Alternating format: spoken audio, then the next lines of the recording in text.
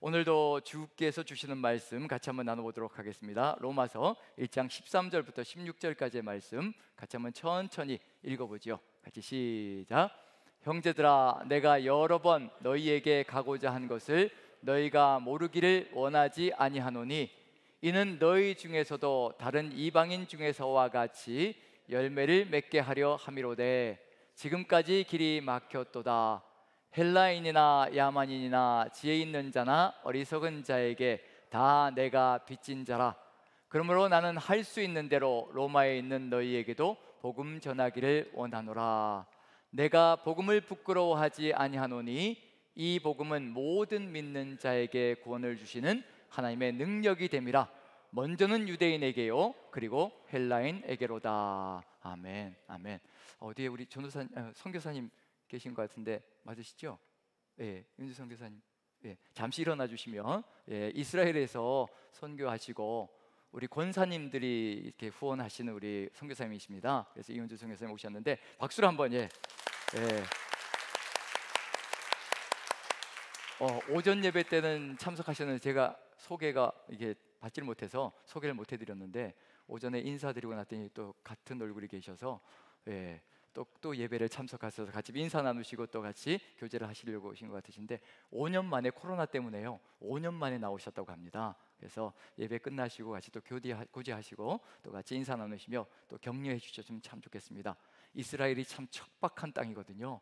그러면 이렇게 크리스찬들에 대해서 상당히 적대감이 많고, 그리고 여러 가지 선교의 어려움들이 있는 장소인데도 불구하고 그곳에서 이렇게 선교 사역을 하신다는 건 참 희생과 헌신이 아니고는 할 수 없는 일이기 때문에 격려해 주시고 지지해 주시며 기도로 중보해 주시면 참 좋겠습니다. 오셔서 감사합니다. 네, 오늘 이 내용도 저렇게 바울이 가지고 있는 열정을 가지고 또 선교하는 선교사님도 계시고 또 우리의 마음속에도 아마 동일하지 않을까라는 생각이 듭니다. 바울이 로마 교회에 이렇게 서신을 보내는 이유는 다른 이방인 중에서와 같이 너희에게서도 열매를 맺기를 소망한다, 이 복음을 증거함으로 말미암아 열매가 맺히기를 소망한다라는 간절한 소망이 그 안에 들어가 있는 것 같습니다. 이 열매는 곧 선교의 열매이기도 하고요, 또 삶의 열매이기도 할 겁니다. 지금 우리 시대가 선교가 얼마나 어려운 시대인지, 특히 대한민국 얼마나 어려운 시대인지 우리가 너무나 잘 알죠. 그래서 10월 22일 날 저희가 태신자 초청 예배를 함께 드리려고 하는 시간을 마련하고 있는 중입니다. 태신자를 초청해서 함께 예배하며 주님께로 나아갈 수 있는 길을 열고, 또 그것을 위해서 전초전으로 10월 8일 날 전교인 선교데이로 정해서요, 1부 예배 끝나고 2부 예배 끝나고 3부 예배 끝나고 전도 물품을 가지고 또 지역으로 이렇게 나가서 전도하는 시간을 가지려고 합니다. 예, 얼굴이 좀 굳어지시는 건 아닌 거죠? 예, 전도 그러면 또 이렇게 상당히 버겁게 느껴지고 힘겹게 느껴지는 게 사실인 것 같습니다. 그 얘기를 하기도 상당히 버거운 시절이 우리 시절이 아닌가라는 생각이 듭니다. 그런 점에서 선교가 왜 이렇게 어렵고 전도가 왜 이렇게 어려운가, 하나님께서 우리에게 기대하시는 것은 무엇인가, 바울이 이렇게 열정적으로 갈 수 있는데 증거하면서 바울에게 주어졌던 그 열정은 무엇이고, 그리고 우리에게 필요한 것은 도대체 무엇인가. 우리는 지금 우리 시대에 세상이 가장 최고로 필요한 것이 무엇일까? 우리가 세상에 줄 수 있는 최고의 것은 도대체 무엇일까? 물질일까? 그리고 권력일까? 돈일까? 힘일까? 그리고 또 건강일까? 시간일까? 이런 것들을 따져본다면요, 세상도 이건 다 가지고 있거든요. 우리가 지금 생각하고 있는 이런 것들은 세상도 다 가지고 있고, 어떤 면에서는 우리보다 더 많이 가지고 있을 수도 있습니다. 그런데 딱 한 가지 없는 게 있지요. 우리에겐 있으나 그들에겐 없는 것이 있습니다. 금과 은은 내게 없을지라도 내게 있는 것으로 내게 주노니 곧 나사렛 예수 그리스도 이름으로 일어나 걸으라. 예수 그리스도가 세상은 없습니다. 구원자가 없다는 얘기거든요. 하지만 우리에게는 구원자가 함께 하십니다. 근데 예수 그리스도를 증거하는 교회가 세상 속에서 핍박을 받고 있고요, 비난을 받고 있고 조롱을 당하고 있습니다.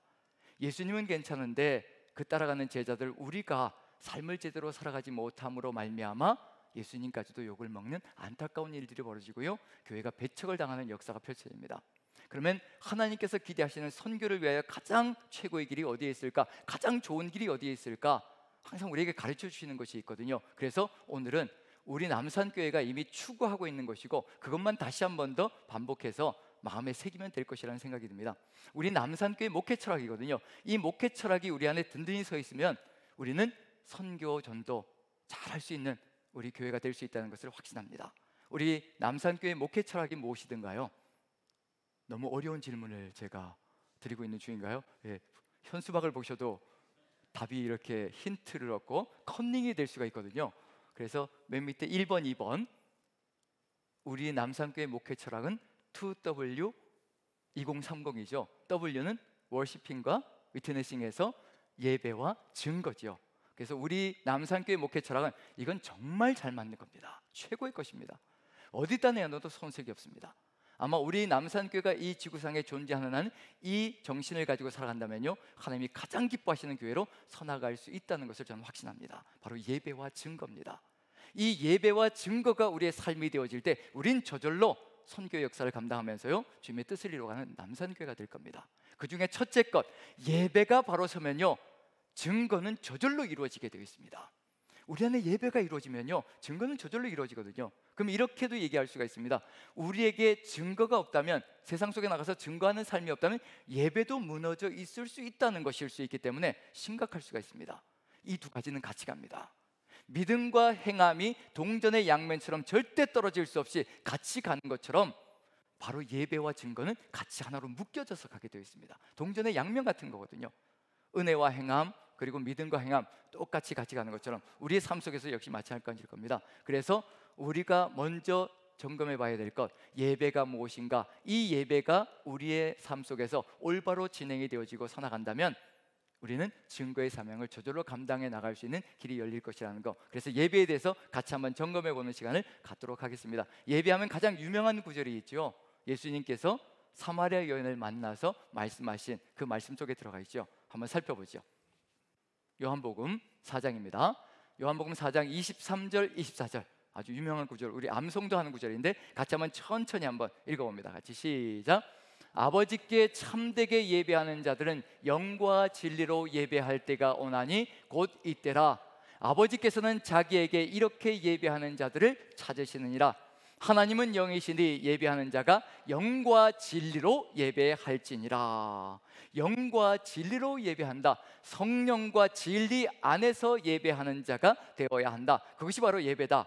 이건 뭘 무너뜨리는 것이냐면요, 그 당시에 사마리아 여인은 그리심산에서 예배해야 된다고 얘기하고, 유대인들은 예루살렘에서 성전에서 예배해야 된다고 하고, 이 두 산에서 예배해야 된다고 주장하고 있는데 예수님은 그걸 다 깨버리시는 겁니다. 이 산에서도 말고 저 산에서도 말고 하나님을 예배할 때가 원하니 바로 이때라. 하나님을 예배하는 자들은 하나님은 영이시니 예배하는 자들이 영과 진리로 예배할지니라. 장소에 구애됨이 없다는 겁니다. 장소에 구애됨이 없다는 얘기 뭐냐면요, 우리가 살아가는 모든 지역들이 다 예배의 처소가 된다는 것을 얘기하는 것이고, 예배의 처소가 되어야 한다는 것을 의미하는 이야기가 들어가 있습니다. 우리가 지금 처해 있는 직장 생활, 직장이 바로 우리의 예배 장소이고요, 우리가 만나는 친목계 모임의 그 사람들, 믿지 않는 사람들일지라도 그 사람들과의 만남의 그 장소가 바로 예배 장소라고 그래서 얘기하는 겁니다. 우리는 영과 진리 안에, 성령과 진리 안에 있을 때 어떤 사람을 만나든지 이미 예배자로 거기에 서 있어야 하는 소명자들이라는 것을 얘기하고 있는 중이거든요. 그렇게 살아가면, 그런 예배자가 되면요, 자연스럽게 그 모임 안에서 증거가 이루어지게 되어 있습니다. 삶으로 이루어지는 거죠. 우리의 삶 자체가 성령과 진리 안에 있기 때문에 우리의 삶 자체가 이미 증거가 되기 시작하는 겁니다. 사람들이 우리를 보고 왜 저렇게 살아갈까? 왜 저런 삶을 살아갈까? 왜 저렇게 행동하고 왜 저런 말을 할까? 그런 것들을 통하여서 예수 그리스도가 자연스럽게 증거되는 역사가 펼쳐지길 소망하신다는 거. 성령과 진리라는 거, 왜 성령과 진리가 같이 갈까? 믿음과 행함이 같이 가는 것처럼요, 성령과 진리는 같이 가는 겁니다. 동전의 양면과 같이 절대로 떨어질 수 없습니다. 이게 떨어지는 그 순간에 예배는 무너지는 겁니다. 성령과 진리는 같이 갑니다. 성령께서 우리에게 오시는 이유는 우리가 구원의 확신을 주시기 위해서, 우리의 구원의 확증을 주시기 위해서, 우리가 구원된 존재라는 것, 이 구원을 지켜주시기 위해서 성령께서 우리에게 오시는 겁니다. 그럼 성령이 우리 안에 내주하고 있다는 얘기는 뭐냐면요, 우리는 구원받은 존재라는 것을 끊임없이 확증해 주시는 겁니다. 오늘 이 시간에 여기 모인 우리 모두가 성령께서 함께 하시는 분들인 줄을 믿습니다. 성령께서 함께 하신다는 것, 성령께서 함께 하실 때 성령이 아니시고는 예수 그리스도를 주시라고 고백할 수 없다는 것, 예수 그리스도를 나의 구원자, 나의 주인이라고, 나의 왕이라고 고백할 수 있는 것은 뭐냐면요, 성령이 우리 안에 계시다는 겁니다. 성령께서 우리 안에 계실 때 우리는 예수 그리스도를 나의 주님이라고, 그리고 나의 주권자라고, 내 모든 것을 다 내어놓고 주님의 뜻만 따른다라고 고백할 수 있는 길이 열린다는 얘기거든요. 그게 바로 성령이 우리 안에 계시다는 겁니다. 성령께서 우리 안에 계실 때 우리는 예수 그리스도를 나의 주님이라고, 그리고 나의 주권자라고, 내 모든 것을 다 내어놓고 주님의 뜻만 따른다라고 고백할 수 있는 길이 열린다는 얘기거든요. 그게 바로 성령이 우리 안에 내주할 때 우리가 구원받은 존재라는 것을 의미하는 그런 내용이 들어가 있습니다. 은혜인 거지요. 그리고 그 구원을 지켜주시려고 성령께서 내주하십니다. 구원을 지켜주신다는 건 뭐냐면요, 우리를 끝까지 돌보시고 지키시고 보호하시기 위해서 보혜사 성령이라고 하잖아요. 보혜사 성령은 곧 돌보시고 보호하시고 지키시기 위해서 우리 안에 내주하시는 겁니다. 구원을 지켜주시기 위해서요. 이미 십자가의 보혈공로로 구원하셨는데 그것도 모자라서 이 구원을 평생을 지켜주시려고 우리 안에 내주하시는 분이 성령이라는 것을 우리가 안다면요, 얼마나 감사한 일인지 다시 한 번 더 고백할 수 있지 않을까라는 생각이 듭니다. 왜 지켜주시기 오실 수밖에 없을까? 왜 그러실까요? 왜 성령께서 오실 수밖에 없을까요? 우리의 구원을 지키시기 위해서. 그 다음에 나오는 게 바로 그겁니다. 진리로 따라가게 만드시기 위해서. 왜냐하면 이 세상 속엔 뭐가 있기 때문일까요? 이 세상은요, 진리가 아니라 비진리로 가득 들어차 있습니다. 거짓 것으로 가득 들어차 있습니다. 십자가 보혈공로로 구원받았는데 그것으로 끝을 내고 성령께서 우리에게 오시지 않는다면요, 우린 또다시 세상의 비진리 속으로 인권이라는 이름으로 얼마나 수많은 것들이 선한 것처럼 포장되어서 돌아오는지요. 사단도 광명의 천사로 가장할 수 있다고 분명히 기록되어 있습니다. 정말이요, 지금 이 시대가 인권이라는 이름으로요, 수많은 것들이 선한 것으로 포장되어져서 우리에게 다가오거든요. 분별력이 없으면요, 그것을 덥석 물고서 우리가 쓰러질 수밖에 없습니다. 그런 세상이 됐다는 얘기거든요. 비진리 가운데로 가지 않게 만드시기 위해서 우리 성령님께서 우리 안에 오셔서 진리 가운데로 우리를 이끌어 가시는 겁니다. 보혜사 성령이 너에게 오시면 그는 진리의 성령이시니 우리를 진리로 이끌어 가실 것이라 요한복음 16장이 분명히 우리에게 선포하고 있습니다. 우리를 진리 가운데로 이끌어 가지 않으시면요, 우리는 언제 어느 때 실족할지 모르고 언제 어느 때 무너질지 모르고요, 언제 어느 때 다른 것을 따라가면서 그게 진리다라고 어리석게 판단하며 나아갈 수도 있다는 얘기거든요. 그럼 결국은 성령께서 우리 안에 내주하실 때 우리 안에서 진리를 따라가게 만드는 삶이 이루어집니다. 그 진리를 따라갈 때 우리는 세상 속에서 구별된 삶을 가지고요, 예수 그리스도를 증거하는 삶이 저절로 이루어지기 시작합니다. 그래서 성령이 내주하시고 진리 안에서 우리가 예배하는 존재가 될 때 우리는 이 세상 속에서 하나님의 구원 가운데 거하며 그 구원의 기쁨을 세상에 증거하는 존재가 되어질 것이라는 것을 분명히 선포하고 있거든요. 그게 이루어질 때 어떤 일이 벌어질 것인가? 24절부터 이 5절 이제 15장 5절 10절을 보면요, 바로 성령과 영과 진리 안에서, 즉 성령과 진리 안에서 예배한다는 것이 무엇인지를 정확하게 다시 한 번 더 보여주고 있는데, 그러할 때 보여지는 역사가 뭔지, 이루어지는 역사가 뭔지 표현은 다르게 하고 있지만 똑같은 것을 얘기하는 겁니다. 자, 15장 5절 같이 한번 읽어보죠. 5절 같이 시작. 나는 포도나무여 너희는 가지라. 그가 내 안에 내가 그 안에 거하면 사람이 열매를 많이 맺나니 나를 떠나서는 너희가 아무것도 할 수 없습니다. 바로 영과 진리로 예배한다. 성령 안에서, 진리 안에서 예배한다는 헬라 원어거든요. 성령 안에서, 우리가 성령 안에 거하는 겁니다. 그가 내 안에 거한다는 의미가 들어가는 거거든요. 그가 내 안에가 바로 우리가 성령 안에 거한다는 것을 의미하는 것으로 연결되어집니다. 그리고 진리로 나아가는 것, 그리고 예수 그리스도께서 우리 안에 거하실 때, 내가 그 안에 거할 때, 즉 예수 그리스도께서 우리 안에 거할 때 무슨 일이 벌어질 것인가? 우리가 진리를 따라갈 수 있는, 즉 진리이신 예수님께서 우리 안에 거하시기에 우리가 성령 안에서 보호를 받고 성령께서 우리 안에 내주하시며 또 우리를 이끌어 가실 때 진리이신 예수 그리스도를 따라서 우리가 그 진리를 따라갈 때 어떤 일이 벌어지는가? 포도나무 안에 있는, 포도나무에 열려있는, 즉 붙어있는 가지가 될 것이고요, 포도나무에 붙어있을 때 무슨 일이 벌어질 것인가? 이 성령과 진리 안에서 예배자로 살아갈 때 열매를 맺는 삶이 이루어진다라고 이야기를 합니다. 그럼 결국은 우리가 무엇을 할 때 열매 맺는 삶이 될 것인가? 우리가 예배자만 되면요, 정말 하나님을 예배하는 온전한 예배자가 된다면요, 그 예배자의 삶을 통하여 자연스럽게 우리가 살아가는 삶의 현장 속에서 열매를 맺는 삶이 되며 비진리, 다른 것들, 그리고 세상 것들, 유혹적인 것들을 따라가지 않고 주의 뜻을 받들며 살아가는 삶이 될 수 있을 것이라, 그 진리 가운데로 살아가는 것, 예배자의 삶이 무엇인가? 10절이 그것을 얘기하고 있는 중입니다. 같이 한번 읽어보죠. 시작. 내가 아버지의 계명을 지켜 그의 사랑 안에 거하는 것 같이 너희도 내 계명을 지키면 내 사랑 안에 거하리라. 포도나무 가지가 포도나무에 붙어 있을 수 있는 것, 그것이 무엇일까? 성령께서 함께 하시고 그 성령께서 이끌어 가시는 그 진리의 길로 나아가는, 그 계명을 지키는 삶으로 나아갈 때 바로 이와 같은 열매 맺는 삶으로 예배자의 길을 걸어갈 것이라. 이 예배자의 삶이 이루어진다면요, 우린 세상 속에서 다시 한 번 더 주의 뜻을 이루어가며 선교의 사명을 자연스럽게 감당하는 길을 열어갈 수 있을 것이라. 우리가 직장 속에서, 우리가 지금 주어져 있는 직장 속에서요, 이 예배자 성령 안에서, 진리 안에서 살아가는 이 삶을 버리지 않고 포기하지 않고 끝까지 고수하며 나간다면요, 세상도 우리를 통하여서 그리스도인의 삶이 무엇인지, 예수 그리스도가 누구이신지를 볼 수 있는 길을 열어가는, 그런 길을 열어갈 수 있다는 점에서요, 우리가 바로 그 길을 열어가는 것이 우리의 사명 속에, 즉 예배자의 길 속에 답이 있다는 것을 우리가 살펴본다면, 구약 성경 속에도 전혀 다를 것이 없다는 얘기거든요. 그러한 길을 걸어갈 때와 걸어가지 않을 때 정말 증상이 달라진다는 거, 한번 이 내용을 가지고 구약 성경 속으로 한번 들어가 보면요, 우리가 요즘 묵상하는 내용이 무엇인가? 열왕기상을 묵상하고 있죠. 오늘 이제 8장을 묵상하기 시작했는데요. 자, 우리가 6장부터 시작해서 8장까지 연결되어지면서 어떤 내용을 묵상하고 있는 중인가요? 열왕기상 6장부터 8장까지 성전 건축이죠. 성전 건축. 성전 건축은 곧 예배를 위한 것이고요, 예배자를 세워나가는 삶의 모습이라는 얘기거든요. 자, 6장이 성전 건축 준비를 이야기하고 있고요, 8장은 성전 건축이 끝난 다음에 바로 봉헌식을 하고 있는 내용이라는 점에서, 봉헌식을 하기 전에 이제 나타나는 내용이 들어가 있죠. 그런 점에서 성전 건축의 내용은 본질적으로 6장과 7장 속에 들어가 있습니다. 7장과 6장과 7장 속에 들어가 있죠. 5장이 이제 준비 작업을 보여주고 있고, 6장과 7장 속에 성전 건축의 본질적인 내용, 실제적인 내용이 들어가 있습니다. 그런데 혹시 성전 건축에 대한 내용을 묵상하시면서 이상한 점을 느껴보신 적이 없나요?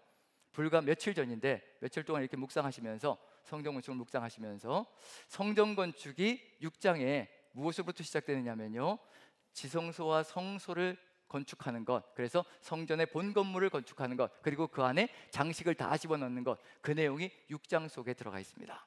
그러면 이제 끝났다라고 얘기하는데, 성전 건축이 끝났다라고 얘기하는데, 그 다음에 이루어져야 될 것이 무엇일까? 그 다음에는 분명히 연결되어져서 바깥에 있는 기물들, 두 기둥, 놋기둥이 있고요, 야긴과 보아스의 놋기둥이 있고, 그 다음에 놋 바다가 있고요, 그 다음에 놋 물두멍이 있고요, 그 다음에 여러 가지 기구들이 또 만들어져야 합니다. 성전과 지성소가 만들어졌다면 이제 그 다음엔 외부에서 있는 모든 기구들이 필요하거든요. 그럼 이걸 연결시켜서 6장에서 성전, 지성소와 성소가 끝난 다음에 내부 장식까지 다 끝났으면, 그 다음에 연결시켜서 외부의 기물들을 만드는 것으로 연결이 되어져야 되는데, 이게 갈라져서 가운데 뭔가가 들어가 있습니다. 뭐가 들어가 있을까요? 한번 묵상하시면서 한번 여러분들이 이게 왜 여기 들어가 있지? 연결을 끊어버리고 뭔가 들어가 있는 게 있거든요. 누구에 대한 이야기, 무엇에 대한 이야기가 들어가 있나요? 7장 1절부터 12절까지. 좋습니다. 이런저런 이야기들이 나오고 있고, 정답으로 한번 나가보기로 하죠. 자, 구조를 한번 보여드리겠습니다. 그러면 또 느낄 수 있지 않을까 싶습니다. 자, 6장 1절부터 38절까지 성전의 성소와 지성소 건축과 내부 장식들이 이루어집니다. 그 다음에 7장 13절부터 51절까지 두 놋기둥 만드는 이야기요, 히람을 통해서요, 놋바다, 놋물두멍과 받침술에 그 외 기구들을 만드는 내용이 들어가 있습니다. 그런데 이게 떨어져 있어요, 의도적으로. 7장 1절부터 11절까지 솔로몬의 왕궁 건축 이야기가 거기 들어가 있습니다. 왜 이 이야기가 들어가 있을까? 왜 이런 구조를 가지고 있을까? 이 구조 속에 들어가 있는 의미는, 하나님께서 이렇게 말씀을 우리에게 구성해서 주시는 거거든요. 이게 도대체 어떤 의미를 가지고 있을까? 솔로몬과 이스라엘이 하나님을 보호하는 것이 아니라 바로 하나님께서 감싸고, 성전은 무엇을 의미하는 거죠? 성전은 하나님께서 내주하시는 장소가 되는 거죠. 하나님께서 내주하시어, 성전에 내주하시어 바로 솔로몬과 이스라엘을 보호하시고 도우시고 지키시고 돌보신다는 것을 보여주는 것이 바로 이 구조 속에 들어가 있습니다. 그럼 결국은 성령께서, 우리가 성령 안에 거한다는 것, 돌보심을 받는 거지요, 보호함을 받는 거지요. 어떤 역경과 상황 속에서도 누가 함께하면 이긴다는 얘기냐면요, 하나님께서 함께 하시고 하나님께서 이끌어 가시며 하나님께서 돌보시면 그 어떤 어려움도 없다는 것을 분명히 보여주고 있는 중입니다. 어려움과 역경이 닥칠지라도 하나님께서 이와 같이 감싸시고 돌보시고 보호하시는 역사가 펼쳐진다면요, 그 안에 거할 때 어느 누구도 먹을 수 없는, 그리고 어느 누구도 공격할 수 없는, 어느 누구도 무너뜨릴 수 없는 천하무적의 하나님의 백성이 된다는 것을 보여주고 있는 중입니다. 그것을 어디에서 볼 수 있냐면요, 시편 46편을 보면 그러한 내용이 들어가 있습니다. 이스라엘 민족이 공격을 당하고 고통을 당할 때 누가 도우시는가? 바로 이분이 여기에서 도우신다는 것을 얘기하고 있습니다. 자, 시편 46편을 한번 살펴보죠. 1절부터 5절까지 천천히 한번 읽어봅니다. 천천히 같이 읽습니다. 시작. 하나님은 우리의 피난처시요 힘이시니 환난 중에 만날 큰 도움이시라. 그러므로 땅이 변하든지 산이 흔들려 바다 가운데 빠지든지 바닷물이 솟아나고 뛰놀든지 그것이 넘침으로 산이 흔들릴지라도 우리는 두려워하지 아니하리로다. 한 시내가 있어 나뉘어 흘러 하나님의 성 곧 지존하신 이의 성소를 기쁘게 하도다. 하나님이 그 성중에 계심에 성이 흔들리지 아니할 것이라. 새벽에 하나님이 도우시리로다. 하나님께서 어떤 역경과 환난 속에서도 모든 환난 가운데서 만날 큰 도움이라는 것을 분명히 선포하고 있고요. 바닥이 변하든지 산이 흔들려 바다 가운데 빠지든지 바닷물이 솟아나고 뛰놀든지 그것이 넘침으로 산이 흔들릴지라도 우리는 두려워하지 않는다. 왜냐하면 하나님께서 우리를 감싸시고 지키시고 돌보시고 이끌어 가시기 때문에 어떤 질병 속에서도 어떤 역경 속에서도 어떤 어려움들 속에서도 누구에게 나아가면 된다는 것을 얘기하고 있는 중이냐면요, 살아계신 하나님, 전능하신 하나님께서 우리의 보호자가 되시고 피난처가 되셔서 우리를 지금도 감싸시고 지키시고 계신다는 걸 믿고 확신하며 그 하나님께로 나아간다면요, 하나님께서 우리의 보호처가 되시고 피난처가 되시고 돌봄이 되시며 우리의 역경 가운데 새 길로 이끌어 가시는 역사가 펼쳐진다는 것을 보여주고 있는 중이거든요. 이와 같은 하나님께서 이른 아침에 새벽에 도우신다. 새벽이라는 단어는 복회라는 단어인데 이른 아침, 해가 뜨기 바로 직전을 얘기합니다. 바로 그 아침을 얘기합니다. 그 아침에 우리가 고통 가운데 신음소리 내며 한밤중을 보내고 잠들지 못하고 고통 가운데 하나님을 향하여 정말 세상의 많은 것들을 바라보며 나의 도움이 어디서 올까라고 고민하며 고뇌하며 그렇게 울부짖었던 그 밤이 지나가면 우리 하나님께서 새 서강의 빛 가운데서 우리를 돌보시고 지키시며 인도해 가신다는 그 역사가 이 상황 속에서 벌어지고 있다는 것, 즉 성전 건축 속에 들어가 있는 이미지는 뭐냐면요, 하나님께서 우리의 돌봄이 되시고 보호자가 되신다는 것, 그것을 우리에게 보이시며 하나님께로 나아가는 존재가 되면 된다는 것, 그 하나님 안에 거하는 것이 바로 삶의 길이라는 것을 보여주고 있는 중이거든요. 그렇다면 이제 가야 될 것이 분명히 드러나는 거죠. 바로 이와 같이 하나님 안에, 성령 안에 거할 때 그 다음에 걸어가야 될 길이 있습니다. 이제 성령께서, 하나님께서 이끌어 가시는 길이 있겠죠. 이와 같은 모든 역경 속에서 더욱더 든든하게 세상 속에서도 이기며 나아갈 수 있는 길을 걸어갈 수 있게 만들기 위해서 진리 가운데로 이끌어가는 그런 역사가 있다는 것을 분명히 본다면요, 솔로몬의 왕궁 건축의 중심에 무엇이 들어가 있을 것인가? 분명히 뭐가 있을 것이냐면요, 세상의 것이 다 들어가 있을 겁니다. 두 갈래 길이 보여질 거거든요. 우리가 살아가는 삶은 진리의 삶도 있지만 또 비진리의 삶도 있고요, 거짓 것도 있고 세상의 유혹도 가득히 들어차 있습니다. 그 두 가지 길 속에서, 즉 넓은 문이냐 넓은 길이냐, 좁은 문이냐 좁은 길이냐, 그 두 가지 갈림길에서 우리가 어디를 선택하며 가야 될 것인가? 하나님께서는 우리의 길까지도 이끌어 가시며 세워 가시는 그런 역사가 있다는 것, 바로 하나님 안에 거한다는 것은 구원의 길로 나가는 것이지만 또 구원 속에서 그 구원을 끝까지 지켜주시기 위해서 하나님께서 이루어 가시는 건 뭐냐면요, 세상 속으로 나아가지 않게 진리 가운데 거할 수 있도록 하나님은 지켜주시기 위해서 우리를 이끌어 가신다는 것, 그게 바로 솔로몬의 이야기 속에서 그렇게 들어가 있습니다. 이제 왕궁을 건축할 때에 한번 살펴보면요, 열왕기상 7장이라고 되어 있는데 7장 7절 8절 중심을 보면 왕궁 건축이 1절부터 12절까지인데 그 중심에 두 가지 갈림길이 주어져 있습니다. 자, 첫 번째 것입니다. 7절 같이 한번 읽어보죠. 7절 같이 시작. 또 심판하기 위하여 보호자의 주랑 곧 재판하는 주랑을 짓고 온 마루를 백향목으로 덮었고, 무엇이 들어가 있느냐면요, 왕궁의 중심 속에 바로 재판하는 주랑, 심판하기 위해 재판하는 주랑이 들어가 있다고 얘기합니다. 이 재판하는 주랑은 뭐가 될 것이냐면요, 선과 악을 바르게 판단하여 하나님의 백성을 바르게 이끌고 나가는 그 역사가 들어가 있는 바로 장소라는 것을 얘기하고 있는 중입니다. 그런데 이 주랑과 나란히 무엇이 같이 가고 있는 중인가? 7절 8절이 연결되어져 있거든요. 그것도 솔로몬 왕궁의 중심에서 같이 한번 읽어보죠. 8절 같이 한번 읽습니다. 시작. 솔로몬이 거처할 왕궁은 그 주랑 뒤 다른 뜰에 있으니 그 양식이 동일하며 솔로몬이 또 그가 장가든 바로의 딸을 위하여 집을 지었는데 이 주랑과 같더라. 어떤 주랑과 같다는 얘기냐면요, 재판하는 주랑과 바로의 딸을 위한 주랑이 같이 나란히 서 있다는 것을 얘기하고 있는 중입니다. 왜 하필이면 바로의 딸일까? 선과 악을 바르게 분별하여 하나님의 백성을 바르게 이끌어 가야 될 그 재판하는 주랑과 바로의 딸이 거주하고 있는 주랑이 같이 나란히 서 있다는 것, 어느 쪽을 선택하며 어느 길로 가느냐에 따라서 사느냐 죽느냐가 결판이 나는 겁니다.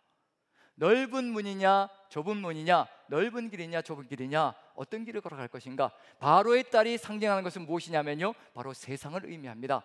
이미 이스라엘 민족이 빠져나왔지요. 세상 속에서 빠져나왔습니다. 그리고 성전을 건축할 때 연도가 들어가 있었습니다. 몇 년도에 성전이 건축하기 시작되어졌다라고 분명히 얘기하고 있거든요. 애굽에서 나온 지 480년 만에 성전 건축이 시작되었다고 얘기를 합니다. 애굽에서 나온 지 480년은 12 곱하기 40을 의미하거든요. 완전수를 의미하는 겁니다. 이제 세상으로부터 완전히 구별되어져서 벗어날 수 있는 길이 열렸다는 것을 얘기하는 거거든요. 사사시대만 보아도 무엇이 들어가 있었냐면요, 이스라엘의 왕이 없으므로 백성들이 제 소견에 옳은 대로 행동했다고 분명히 선포하고 있거든요. 이제 드디어 왕궁이 건립되면서 왕궁이 건립되면서요, 그 왕궁을 감싸고 성전이 건축되어집니다. 이 성전에 하나님께서 좌정하시는 그 순간에 왕이 이스라엘 민족을 다스리는 것이고요, 하나님이 왕이 되셔서 이스라엘을 이끌어 나가는 역사가 펼쳐진다는 얘기거든요. 다시 또 새롭게 왕이 서는 역사가 펼쳐지고, 하나님이 왕이 되시고 또 하나님께서 세우신 솔로몬이라는 왕이 또 이스라엘 민족을 택하며, 그리고 또 선택하며, 그리고 또 이끌어가며 나아가는 길이 열려져 간다면 바른 길로 나아가는 삶이 이루어질 것이라는 것. 그래서 재판하는 주랑은 바로 그와 같이 세상으로부터 구별되어져서 갈 수 있는 그 길을 열어가는 것, 그것이 바로 주어졌다는 것을 얘기하고 있는 중입니다. 그런데 바로의 딸이 바로 그 주랑 바로 옆에서 같은 주랑을 가지고 살아가고 있다는 것, 이건 무슨 의미일까? 어느 쪽으로 가느냐에 따라서 삶과 죽음의 길이 갈라지고 세상이냐 하나님이냐 결판이 나는 삶이 이루어진다는 것. 우리의 삶은 늘 이 동일하게요, 이 두 가지 갈림길 속에서 늘 존재하고 있습니다.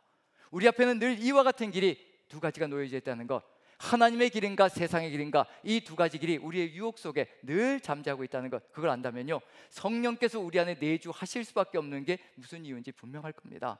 늘 진리 가운데로 이끌어 가시기 위해서 바른 길을 선택하며 나아가는 그 길을 통해서 하나님 나라 아름답게 이루어가기 위한, 그리고 우리의 구원을 이루어가기 위한 하나님의 뜻이 그 안에 들어가 있다는 것. 그래서 오늘 묵상한 게 있죠. 바르게 이끌어가고 바로 바로의 딸을 선택하는 것이 아니라, 세상을 선택하는 것이 아니라 바로 재판하는 주랑에서 선과 악을 바르게 분별하기 위해서 오늘 우리가 아침에 묵상한 내용이 있죠. 8장 1절부터 나가는 내용이 있죠. 무엇이 들어오는 건가요? 법궤가 삶의 중심으로 들어오는 겁니다. 하나님의 말씀이 삶의 중심으로 들어올 때, 그 진리가 우리의 삶의 중심으로 들어올 때요, 그 말씀을 따라서 살아나갈 때 선악을 바르게 분별할 수 있으며 하나님의 뜻을 이루어가는 백성으로 세워나갈 수 있다는 것. 그래서 법궤가 삶의 중심으로 들어옵니다.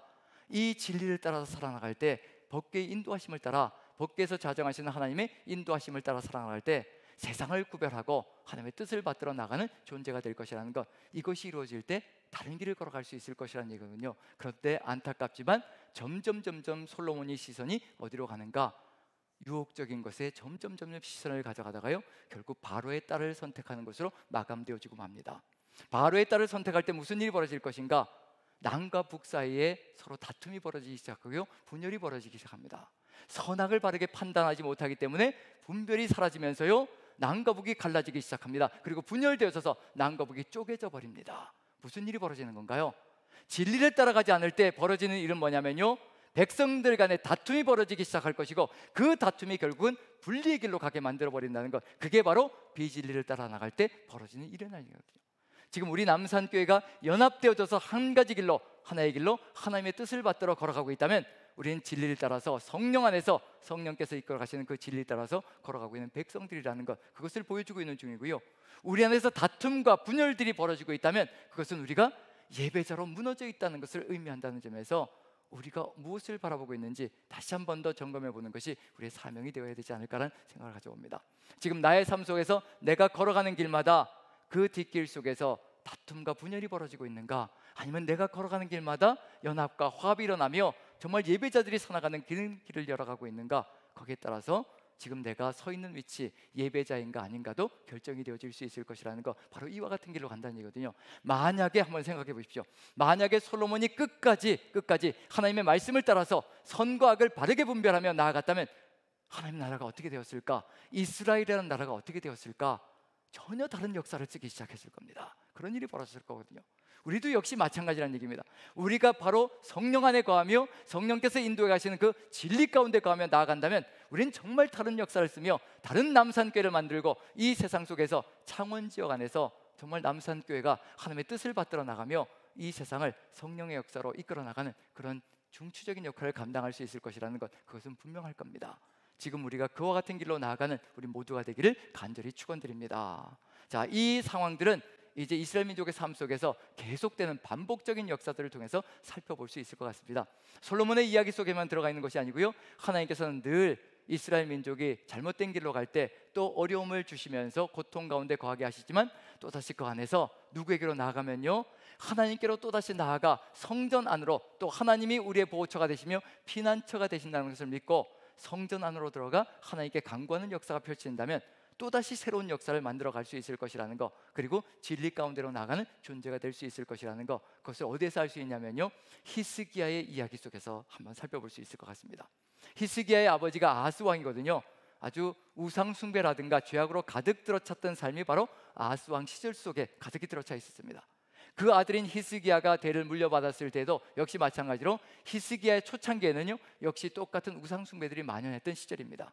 그런데 아시리아 군대가 쳐들어오기 시작하는 거죠. 하나님께 징계를 받는 그런 역사가 펼쳐집니다.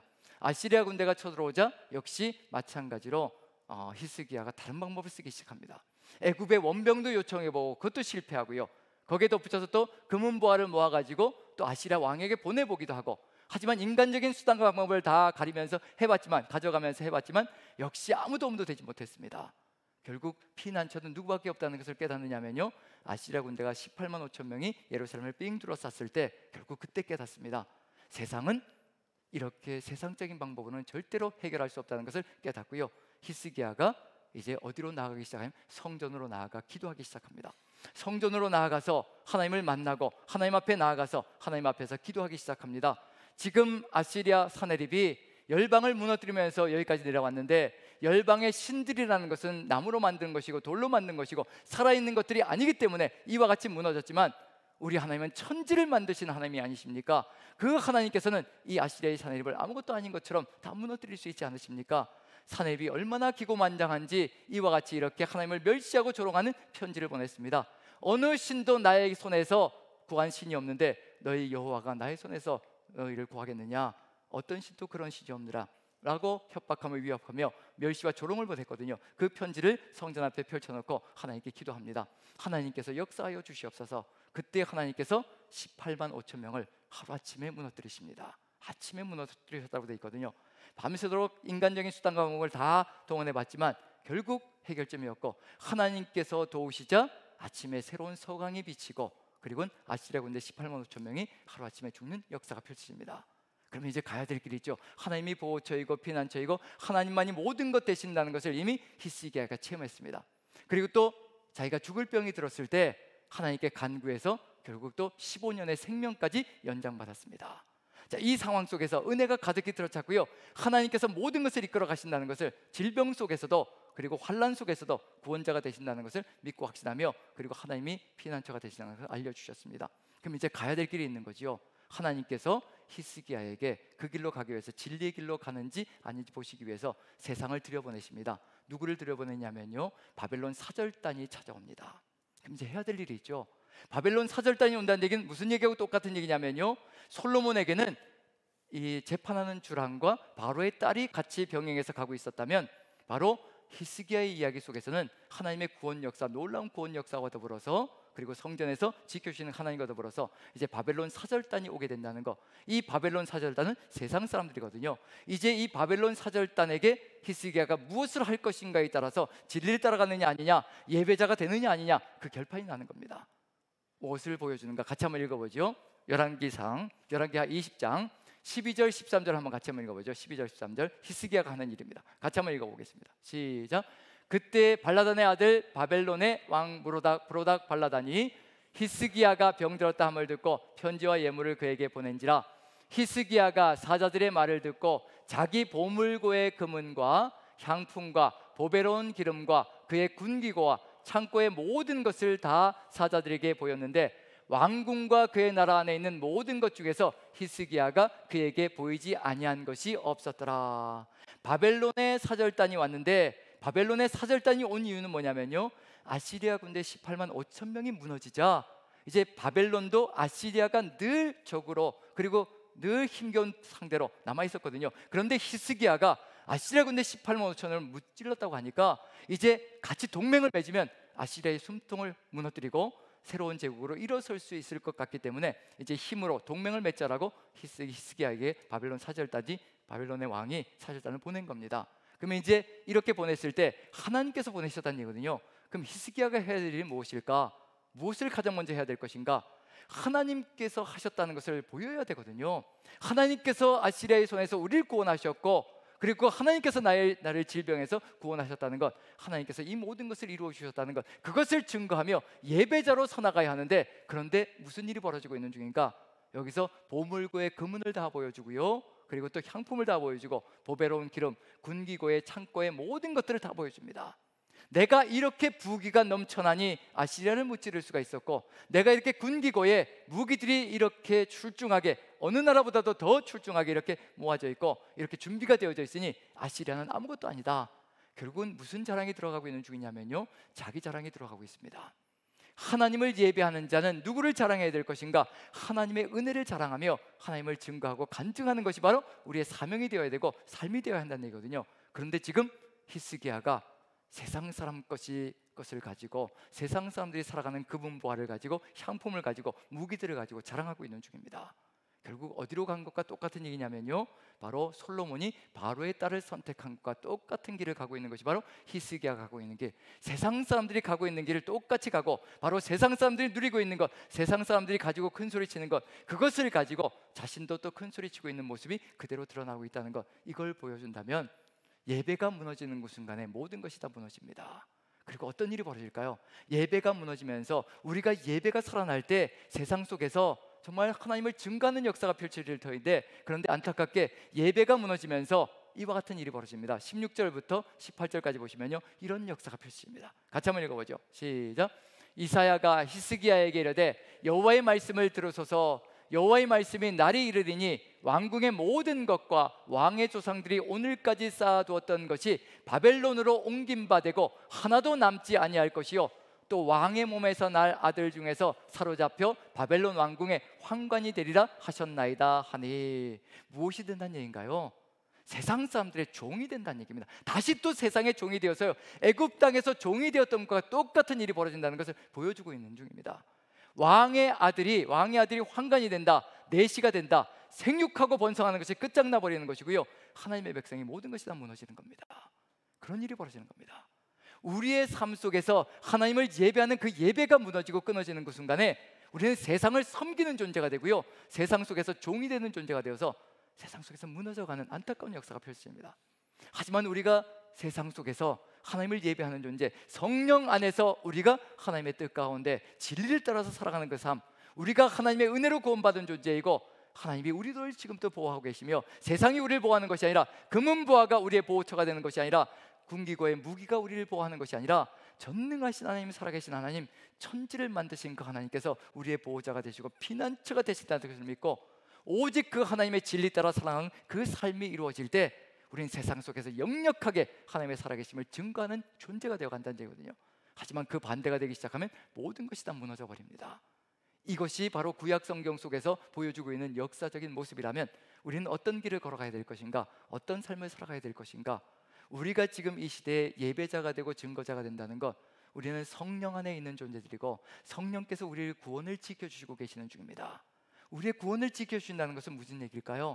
우리가 비진리로 나가지 않고요, 세상의 유혹적인 것으로 세상의 것들을 따라가지 않고 오직 하나님의 진리를 따라서 살아갈 수 있도록 우리를 이끌어가는 존재로 지금도 우리를 세워가시고 이끌어가신다는 것, 그 길만 걸어가면, 그 길만 차근차근 한 걸음씩 한 걸음씩 우리가 걸어간다면요, 세상 사람들이 우리를 통해서 하나님이 누구이신가, 하나님이 어떤 분이신가, 하나님이 얼마나 정의로우시고 공의로우시며 얼마나 자비로우시고 인자하시고 긍휼하신 하나님이신가를 우리의 삶을 통해서 증거하며 나가는 존재가 될 수 있을 것이라는 것을 우리가 믿는다면요, 오늘 이 시간에 다른 것 기대하는 것이 아니라 예배자가 되자는 겁니다.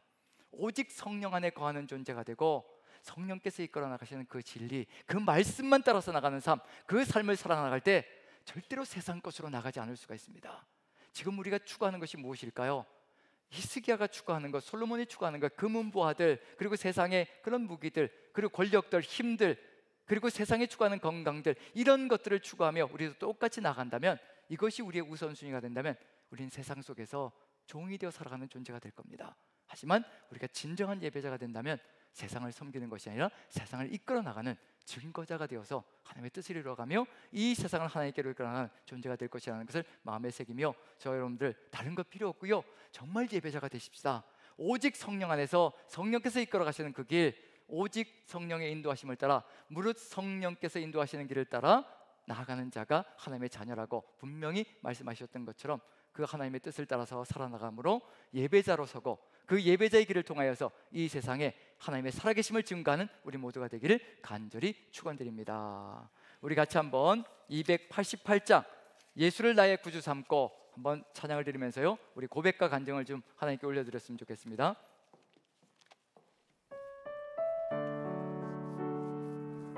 이게 우리 모두의 고백이 되어서요, 이 찬양을 통하여서 가사 한 절 한 절 우리 주님께 올려지기를 소망합니다. 예수를 나의 구주 삼고 성령과 피로써 거듭나니 이 세상에서 내 영혼이 하늘의 영광 누리도다. 이것이 나의 간증이요, 이것이 나의 찬송일세. 나 사는 동안 끊임없이 구주를 찬송하리로다. 구주를 찬송하리로다. 아멘. 온전히 주께 맡기네요. 온전히 주께 맡기네요. 사랑의 음성을 듣는 중에 천사들 왕래하는 것과 하늘의 영광 보리로다. 아멘. 이것이 나의 간증이요, 이것이 나의 간증이요, 이것이 나의 찬송일세. 아멘. 나 사는 동안 끊임없이 구주를 찬송하리로다. 구주를 찬송하리로다. 아멘. 주 안의 기쁨 누림으로, 주 안의 기쁨 누림으로 마음의 풍랑이 잔잔하니 세상과 나는 간 곳 없고, 세상과 나는 간 곳 없고 구속한 주만 보이도다. 아멘. 이런 예배로 나아갑니다. 이것이 나의 간증이요, 이것이 나의 찬송일세. 아멘. 나 사는 동안 끊임없이 구주를 우리는 2절 3절 다시 찬양합니다. 온전히 주께 맡겠네요. 온전히 주께 맡겠네요.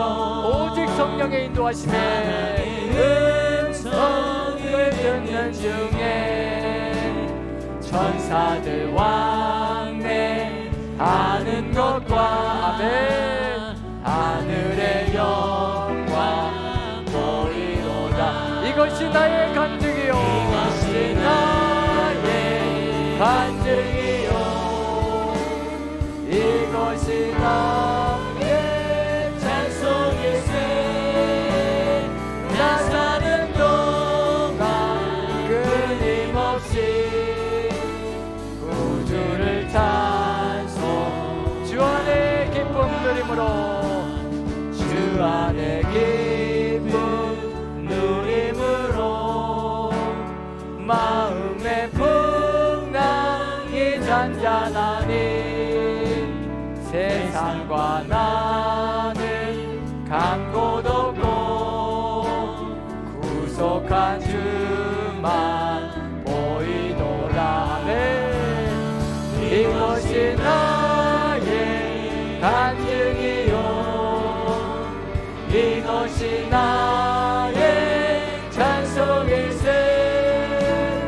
나 사는 동안 끊임없이 다시 한 번 더 이것이 나의 간증이요 이것이 나의 간증이요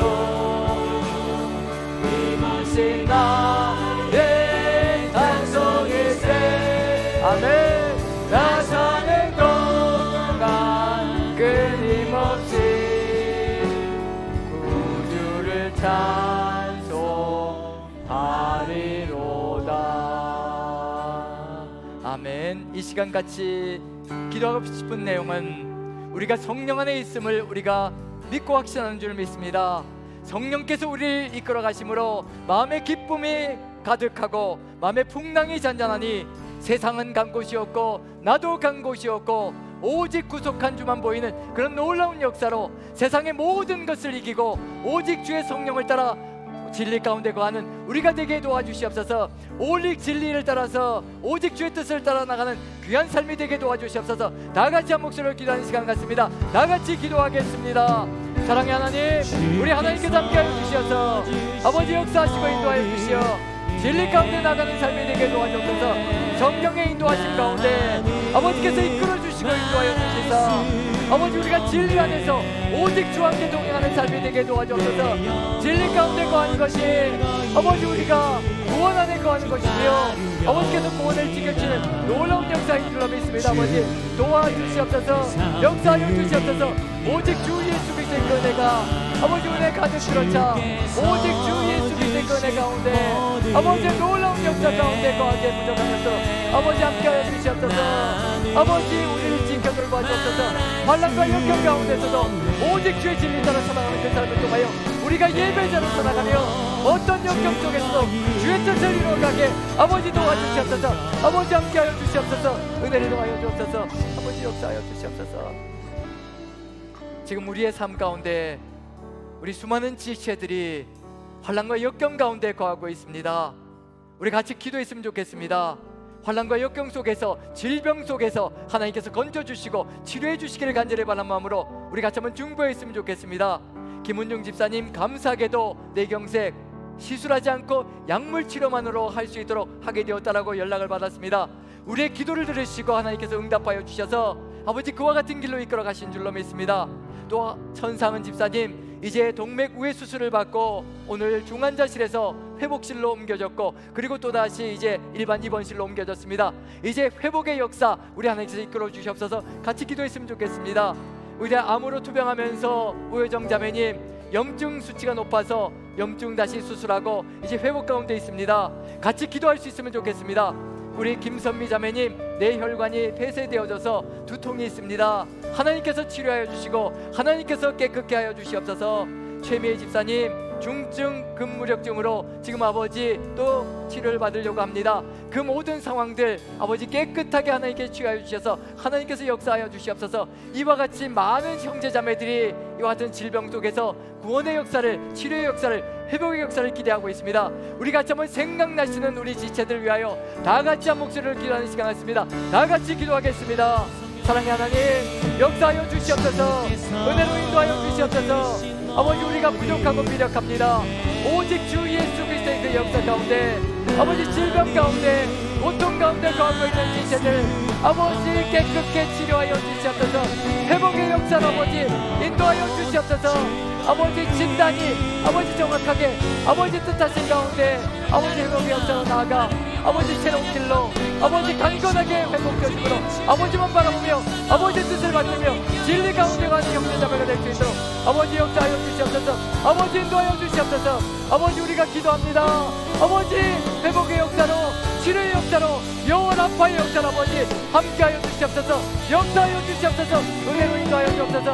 아버지께서 이끌어 주시길 기도합니다. 아버지 우리 형제자매들 주와 함께 동행하게 도와주시옵소서. 사랑의 하나님 참으로 감사합니다. 우리가 예배자로 살아가는 것 그것이 바로 이 세상 속에서 주 예수 그리스도를 증거하며 하나님의 뜻을 이루어가는 것임을 우리가 다시 한 번 더 마음에 새기고 이 시대에 우리가 아버지 어떤 상황 속에서도 주를 예배하는 예배자로 서게 도와주시옵소서.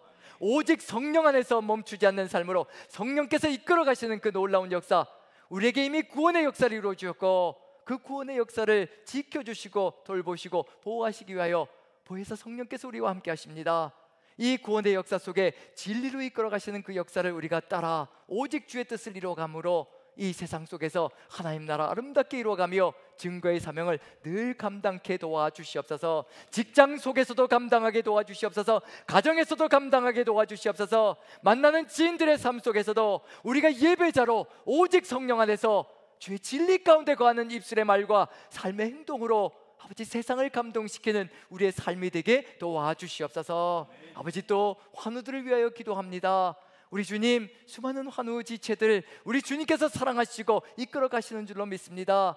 고난과 역경은 아버지께서 아버지만 바라오게 하기 위하여 다시 또 성령 안에 아버지 그리고 또 주님께로 나아가는 기도의 입술을 쉬지 않게 만들어 가시려고 오직 주만 믿는 믿음을 더욱더 강건하게 세워 가시려고 우리에게 질병과 어려움들과 고통을 주시는 줄로 믿습니다. 주님께 나아가는 귀한 지체들 되게 도와주시고 오직 하나님의 응답 가운데 회복의 역사 있게 도와주시옵소서. 강건함의 역사 있게 도와주시옵소서. 모두가 하나님의 은혜 가운데서 치료함을 받고 회복되어져 주를 예배하며 승리하는 귀한 지체들 되게 도와주시옵소서.